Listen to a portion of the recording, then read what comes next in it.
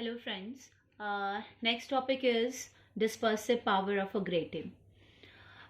So as we know that grating is a combination of n number of slits, and the condition of principal maxima that is represented by this grating equation, a plus b sine theta equals to n lambda. This equation is very important.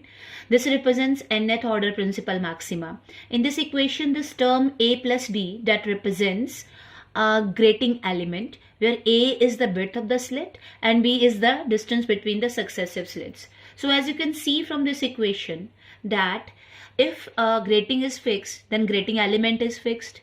If the order of spectra is fixed, then n is also constant. It means this theta that depends upon this wavelength. So the rate of change of angle of diffraction means that this theta changes with wavelength.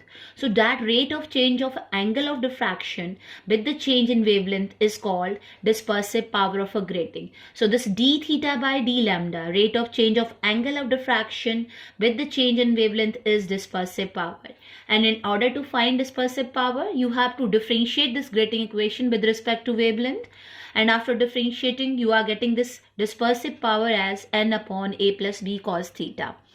And if this theta is not known, then you can substitute the value of this theta in terms of a plus b using the same grating equation. According to grating equation, sine theta is n lambda upon a plus b. So cos theta will be under root 1 minus sine square theta. So substitute the value of sine theta here and substitute this in equation number 2. Instead of cos theta, you can substitute this value. So you will get dispersive power from equation number 3rd. And as you can see here, that dispersive power directly depends upon order of spectra. It means if you have a spectra of first order and a spectra of second order, then in second order dispersive power will be greater as compared to the first one. And this dispersive power is inversely proportional to grating element a plus b. So this is the expression for dispersive power. Now the next one is resolving power of an optical instrument. So now in order to understand this resolving power of an optical instrument, we can understand it like this. Suppose you have two objects, and if those two objects are very close to each other, then if you will see those objects through your naked eyes, you cannot differentiate between them. Similarly, if you have 2 point sources, and if those sources are very close to each other, then the diffraction pattern produced by those two, they will overlap, and those two diffraction patterns, they cannot be differentiated. They will appear as diffraction pattern due to one source. So optical instruments like telescope, microscope, prism, gratings, these are used to differentiate between the different distant objects or diffraction patterns. So the capacity of any optical instrument to show two close objects separately is called resolution, and the ability to resolve the images is called resolving power of an optical instrument.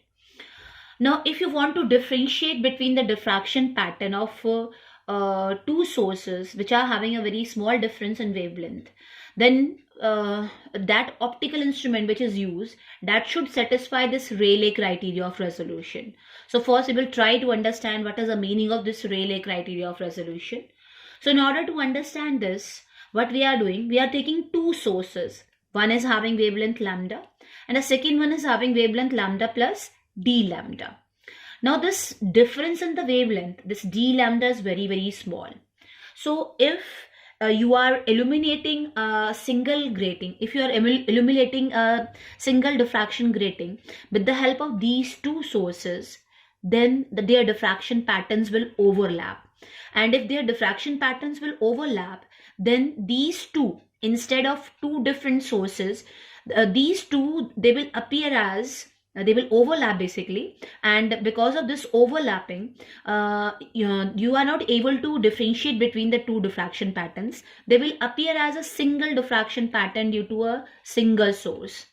So according to this Rayleigh criteria of resolution, the two different diffraction patterns due to two different sources which are having a very small difference in their wavelength, that can be done if the nth order maxima, suppose for this source, if nth order maxima is observed at theta, and for the second source, this is a second source, and if for the second source you are getting minima next to nth order maxima, suppose this is nth order maxima for second source, and if the nth for this source you are getting minima next to nth order maxima at the same angle, means if nth order maxima of this source is coinciding with minima next to nth order maxima of the second source, then instead of this single peak,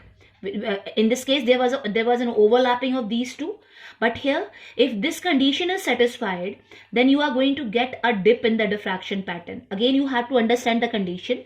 Condition is, if due to one source you are getting nth order maxima at theta angle, and because of the second source, this is the wavelength of second source, if for this source you are getting minima next to nth order maxima at the same angle of diffraction, then the dip is observed, and that dip will indicate the presence of two different diffraction patterns, and that will indicate the presence of two different sources. So this condition is known as condition of just resolution. And if this condition of just resolution is satisfied, then at this midpoint, the intensity will be 8 upon pi square of maximum intensity. So this is your Rayleigh criteria of resolution. Now, by applying this Rayleigh criteria of resolution, we can find the resolving power of a grating. So if you have two sources, one of wavelength lambda and second of wavelength lambda plus d lambda, and there is a very small difference in their wavelength, then according to this, resolving power of a grating is defined as wavelength of the one of the source, let lambda is taken here, wavelength of one of the source to the difference in the wavelength of two sources. So this lambda by d lambda is known as resolving power of a grating. Now we will try to find out the value of this resolving power by applying this Rayleigh criteria of resolution. So for this, this diffraction grating is taken, and this grating is illuminated by two sources. First, with the source of wavelength lambda, and then this grating is illuminated by this source of wavelength lambda plus d lambda. So when this grating is illuminated by these two sources, then you are going to get two different diffraction patterns because of these two sources, and this those two diffraction patterns, they can be resolved if the nth order maxima due to one of the source is coinciding with minima next to nth order maxima of the second source. So if that condition is satisfied here, only then you are going to resolve the diffraction pattern. So in order to find that resolving power, what we are doing, we are taking two different sources. First one is having wavelength lambda, and suppose for this source the nth order maxima is observed at theta angle of diffraction. So the condition for nth order principal maxima is this, and if the minima next to this nth order maxima is observed at theta plus d theta, then the condition of minima is n into a plus b sine theta plus d theta is equal to m lambda. Basically, this is the order of your minima. I'm saying here m. But you know that if this minima is next to nth order maxima, then the order of minima, that will be either n into n plus 1 or n into n minus 1. Since you are taking theta plus d theta as the angle of diffraction here, so that order of minima is n into n plus 1. You have to understand this fact, as we have discussed in case of n-slip diffraction, that for minima m cannot be 0, n, 2n, n into n. So if m will take n into n value, then that will be for nth order maxima. So it means the minimas which are next to nth order maximas, they are having order n into n plus 1. So you are getting this condition, this equation number 2, as the condition of minima next to nth order maxima of first source. Now the next one is, you have this source with wavelength lambda plus d lambda. Now suppose the nth order maxima of this source is also obtained at theta plus d theta. Minima of first source, which is and that minima is next to nth order maxima, that is observed at theta plus d theta, and the nth order maxima of this source is also observed at same angle. If this condition is satisfied, if this is the case, means its nth order maxima is at theta plus d theta, and minima next to nth order maxima is also at theta plus d theta, then Rayleigh criteria is fulfilled. So the condition of nth order maxima is given by grating equation, a plus b sine theta plus d theta is equal to n into lambda plus d lambda. Now what you have to do, you have to multiply this whole equation with capital N. If you multiply with capital N, you are going to get this. Now you can see here, this left hand side is just equal to the left hand side of equation number 2.